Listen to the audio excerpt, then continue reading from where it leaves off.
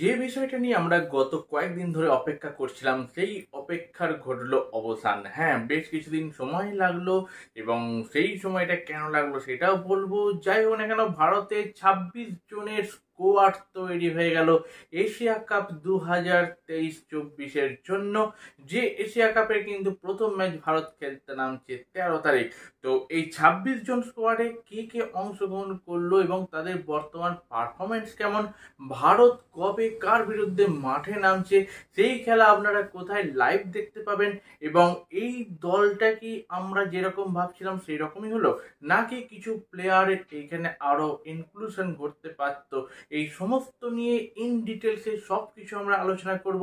তো বন্ধুরা, welcome to our channel ভারতীয় ফুটবল। তো যাই হোক না কেন, গতকাল ইগর স্টিম্যাক 26 জনের প্রবাবল যে লাইনস আপ, সেই লাইনস আপ কিন্তু আমাদের জানিয়ে দিল এবং গতকাল সন্ধ্যেই সেই লাইনস আপ পাওয়ার পর আমি আপনাদের সামনে ইউটিউব কমিউনিটিতে পোস্ট করে দিই সেই লাইনস আপটা। এবং তার সঙ্গে সঙ্গে গতকালই কিন্তু এই 26 জনের দল নিয়ে ভারতীয় কোচ, নতুন ভারতীয় কোচিং স্টাফে নিযুক্ত হওয়া সিনক্লেয়ার থেকে শুরু করে প্রত্যেকে কিন্তু গতকাল রাতে পৌঁছে গেছে দোহাতে এবং আজকে থেকে প্র্যাকটিস শুরু হবে। অর্থাৎ প্র্যাকটিস ক্যাম্প কিন্তু চলবে প্রায় 2 সপ্তাহের জন্যই বলতে পারি, কারণ আজকে বছরের শেষ দিন এবং আর মাঝে 12টা দিন, মানে টোটাল 13 দিন সময় পাচ্ছে। অর্থাৎ টোটাল 2 সপ্তাহ কিন্তু সুযোগ পাচ্ছে যে প্রস্তুতি ক্যাম্পের জন্য। হয়তো আরো 2 সপ্তাহ পেলে ভালো হতো। তো তাই যাই হোক না কেন, আমরা চাইছি যে এই 2 সপ্তাহ যেন প্রত্যেকটা প্লেয়ার তাদের নিংড়ে দেয়, কোচিং স্টাফরা নিংড়ে দেয় এবং তার একটা আউটকাম হিসাবে আমরা যেন খুব ভালো একটা ফলাফল ভারতের দেখতে পাই। তো এবার জানবো ভারতের কবে কবে খেলা আছে। ভারত প্রথম খেলতে নামছে 13 তারিখ প্রবল প্রতিপক্ষ অস্ট্রেলিয়ার বিরুদ্ধে, ঠিক ভারতীয় সময় বৈকাল 5টা থেকে। তারপর কিন্তু 18 তারিখ খেলতে নামছে ভারত উজবেকিস্তানের বিরুদ্ধে, ভারতীয় সময় রাত 8টা। এবং 23 তারিখে খেলতে নামছে সিরিয়ার বিরুদ্ধে, যেটা ভারতীয় সময় কিন্তু আবার বৈকাল 5টায়। তো এইখানে একটা কথা বলি, ভারতের প্রতিপক্ষ যে 3টে দল, তাদের তো অস্ট্রেলিয়াকে নিয়ে কোনো কথা নেই যে তারা ওয়ার্ল্ড কাপের একটা দল, প্রত্যেকটা ওয়ার্ল্ড কাপে পার্টিসিপেট করে এবং এ ক্লাস টপ নচ টিম বলতে পারা যায় ওয়ার্ল্ডের মধ্যে অস্ট্রেলিয়া। তারপরে যে উজবেকিস্তানকে বলবো, উজবেকিস্তান বর্তমানে এশিয়া ফুটবল কান্ট্রিজদের মধ্যে একটা পাওয়ার হাউস, এইটুকু বলতেই পারি। একমাত্র শেষ যাদের সঙ্গে খেলা আছে অর্থাৎ সিরিয়া, সেই সিরিয়া টিমের বিরুদ্ধে কিন্তু ভারত একটা ভালো পারফরমেন্স করতে পারে। কিন্তু কিন্তু বন্ধু, যে সিরিয়ার ফুটবল সম্পর্কিত কেউ যদি আপনারা আমার একটু দেখেন, তাহলে কিন্তু দেখবেন বর্তমানে বেশ কয়েক বছর ধরে কিন্তু তারা বাইরের প্লেয়ারকে হায়ার করে নিজের দেশের সিটিজেনশিপ দিয়ে টিম বানাচ্ছে, টিমকে শক্তিশালী করার জন্য। এই জন্য বর্তমানে সিরিয়া কিন্তু প্রবল একজন প্রতিপক্ষ, এটুকু বলতেই পারি, এবং এশিয়ার একটা বড় শক্তি। যেহেতু ভারতের ক্ষেত্রে 3টে দলে কিন্তু প্রচুর মানে ধারে ভারে সব দিক থেকে এগিয়ে আছে, তারপরেও এই 13 দিনের প্র্যাকটিস যদি ঠিকঠাক করতে পারে, আশা করছি ভারতীয় দল ভালো পারফর্ম করবে। তো এবার চলুন, যেটার জন্য আপনারা ওয়েট করছেন, অর্থাৎ কোন কোন প্লেয়ার চান্স পেল এবং বর্তমানে তাদের কেমন পজিশন। প্রথমে যদি আমি গোল পোস্টের তলায় যে 3জন প্লেয়ারের কথা বলা হয়েছে, অর্থাৎ গোলকিপার হিসাবে সেই 3জনকে নিয়ে তো কোনো কথা থাকতে পারে না। 1 নম্বর গুরপ্রীত সিং সান্ধু, দ্বিতীয় বিশাল কাইত এবং 3 নম্বর অমরিন্দর সিং। তবে আমি কিন্তু এই বিশাল কাইতকে দেখতে চাইছি যে প্রথম ভারতীয় দলের কিপার হিসাবে, কারণ বিশাল যে ভাবে খেলছে গত কয়েকটা সিজনে, শেষ কয়েকটা ম্যাচে মোহনবাগানের পারফরমেন্স খারাপ থাকলেও কিন্তু বিশাল কাইত খুব ভালো পারফর্ম করেছে। শুধু বিশাল কাইত যদি যদি প্রথম স্টার্ট করে, ওর থেকে ভালো কিছু হতে পারে না। এবার যদি ডিফেন্ডার্সদের দেখি, প্রথমেই দেখবো যার নাম, তিনি হচ্ছেন কিন্তু আকাশ মিশ্রা। আকাশ মিশ্রাকে নিয়ে কোনো কথা বললে হবে না, লেফট ব্যাকে অসাধারণ একজন প্লেয়ার। তারপরে লালচুন নুঙ্গা, অবশ্যই বলতে পারি ইস্ট বেঙ্গলের এই প্লেয়ারটি সেন্ট্রাল ডিফেন্ডারদের একজন সাবস্টিটিউট কিন্তু হতেই পারেন। মেহতাব সিং, ইনিও মুম্বাই সিটি এফসির বিরুদ্ধে ভালো খেলছেন, তবে মেহতাবকে নিয়ে একটু কিন্তু প্রশ্নর জায়গা থাকছে। তারপর নিখিল পূজারি, যাকে নিয়ে কোনো প্রশ্ন থাকবে না। হায়দ্রাবাদ টোটাল ম্যাচ বাজে খেললেও নিখিল পূজারি একা কিন্তু দারুণ দারুণ মানে ক্রিয়েট করছে পজিশন, সেটা কিন্তু বলতেই হয়। তারপর প্রীতম কোটাল নতুন করে টিমে সুযোগ পেল এবং কেরালা ব্লাস্টার্সে জয়েন করে অসাধারণ খেলছে, টু গুড, একজন অধিনায়কত্ব মনোভাব সম্পন্ন প্লেয়ার। একে কিন্তু ব্যাক করাটা খুব ভালো, যেখানে আনোয়ার আলীর মতো প্লেয়ার নেই, সেখানে প্রীতম কোটালে কিন্তু ইনক্লুশনটা খুব দরকার ছিল ভারতীয় টিমে।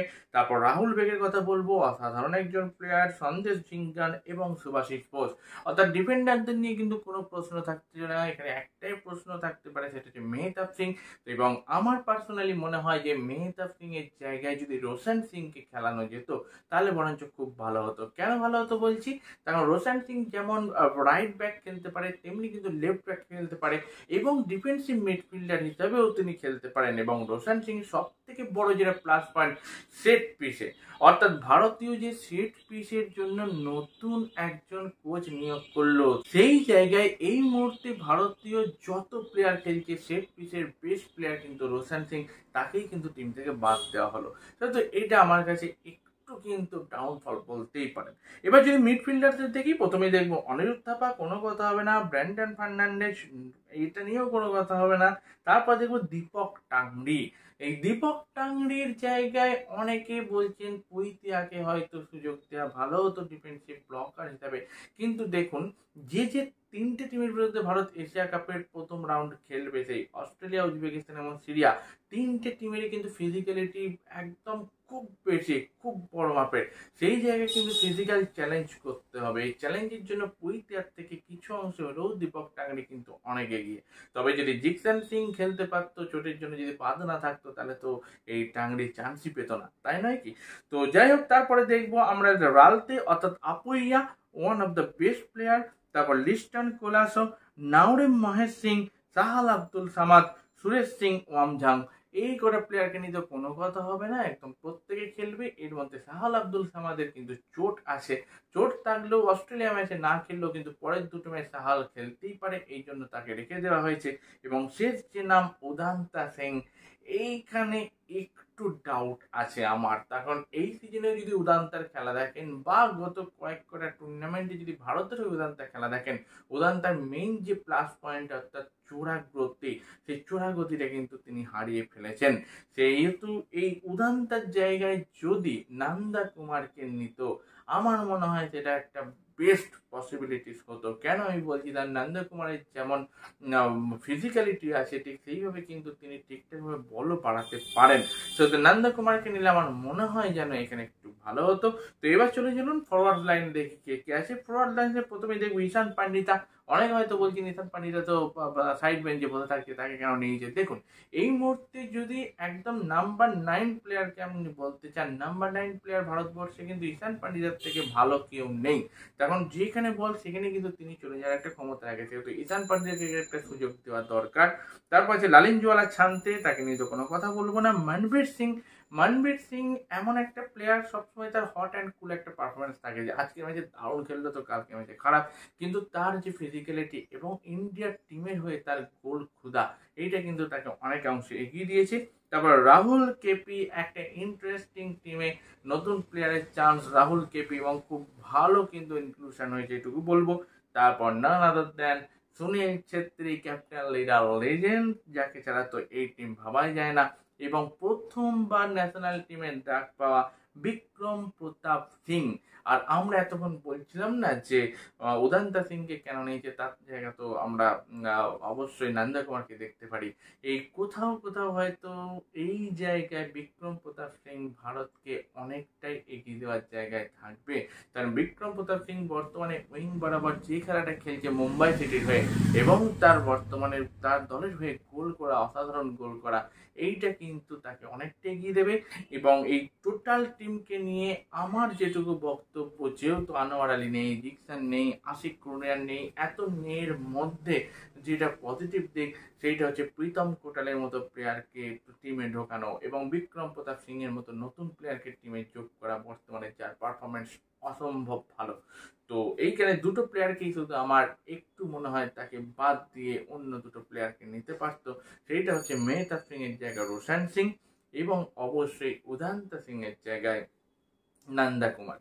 তো বিশেষ করে আমি রোশন সিংকে কিন্তু এই দলে অবশ্যই দেখতে চাইছি বা চাইছিলাম, হলো না সেটা পরের কথা, দেখা যাক কি হয়। তো আমি আপনাদের কিন্তু জানিয়ে দিলাম যে কোথায় কেমন প্লেয়ারগুলোকে নেওয়া হয়েছে এবং তারা কোথায় কোন জায়গায় খেলতে পারে, তার সঙ্গে সঙ্গে কোথায় কি ম্যাচ দেখতে পাবেন সেটা এখনো অবধি আপনাদের বলা হয়নি। কবে কি ম্যাচ সেটা বলেছি। তো ম্যাচ কিন্তু লাইভ দেখতে পাবেন স্পোর্টস 18 চ্যানেলে এবং ফ্রিতে হয়তো দেখতে পাচ্ছেন আপনারা জিও সিনেমায়। এখন অবধি কিন্তু জিও সিনেমা ব্রডকাস্টিং থেকে কোনো কিছু বলা হয়নি, কিন্তু যেহেতু ফিফা এবং এএফসির সঙ্গে টাই আপ আছে জিও সিনেমার, আমরা ধরতেই পারি এই এশিয়া কাপের প্রত্যেকটা ম্যাচ আপনারা কিন্তু ঠিক যেমনভাবে ফিফা ওয়ার্ল্ড কাপ দেখেছিলেন নানা ভাষায় জিও সিনেমাতে, ঠিক একইভাবে জিও সিনেমাতে কিন্তু এশিয়া কাপও আপনারা দেখতে পাবেন। টিভিতে দেখলে তো চ্যানেল 18 দেখতে পাবেন, সেটা তো আমি আপনাদের বললামই। এবার যদি প্রবাবেল ফার্স্ট 11-এর কথা বলেন, আমি পার্সোনালি গোলকিপার হিসাবে কিন্তু বিশাল কায়েতকে শুরুতে দেখতে চাইছি, কিন্তু যেহেতু অস্ট্রেলিয়ার মতো এত বড় একটা দল, প্রথম ম্যাচে হয়তো আমরা গুরপ্রীত সিং সান্ধুকেই দেখবো গোলের তলায়। তার সঙ্গে সঙ্গে ব্যাক ফোরে এই মুহূর্তে রাইট ব্যাকে কিন্তু আমি নিখিল পূজারি, লেফট ব্যাকে আকাশ মিশ্রা এবং সেন্ট্রাল ব্যাকে অবশ্যই সন্দেশ ঝিঙ্গানের সঙ্গে রাহুল পেকেকে দেখতে পাচ্ছি। পরবর্তী ক্ষেত্রে হয়তো প্রীতম কোটারকে এই জায়গায় আসতে দেখবো। এরপর যদি ব্লকার হিসাবে দেখেন মাঝ মাঠে তিনজন, সেই মাঝ মাঠে তিনজন কিন্তু থাকছে অবশ্যই আপুইয়া, অনিরুদ্ধ থাপা এবং সুরেশ সিং ওয়াংধাম। এর জায়গায় অন্য কেউ থাকছে না। এবং একদম ফ্রন্ট লাইনে যে তিনজনকে দেখবো সেই দিকে দুই উইং বরাবর তো একদিকে লালিঞ্জওয়ালা ছান্তে এবং অন্যদিকে মাহেদ নাওরেম সিং থাকছেই এবং লোন স্ট্রাইকার হিসাবে থাকবে সুনীল ছেত্রী। তবে লালিঞ্জওয়ালা ছান্তের জায়গা কিন্তু আমরা মাঝে মাঝে মনবীর সিং অথবা বিক্রম প্রতাপ সিংকে দেখতেই পারি। তো এই ছিল আজকের ভিডিও। কেমন লেগেছে প্লিজ জানাবেন। প্রত্যেকটা প্লেয়ারকে নিয়ে আমি আলোচনা করলাম। এর বাইরে যদি আপনাদের কিছু মনে হয় যে এই প্লেয়ারের ইনক্লুশন হলে ভালো হতো, এই প্লেয়ার চান্স পাওয়াটা ঠিকঠাক হলো না, অবশ্যই আমাদের নিচে কমেন্ট বক্সে জানাবেন। এখনকার জন্য ভিডিও আমরা শেষ করলাম। টাটা।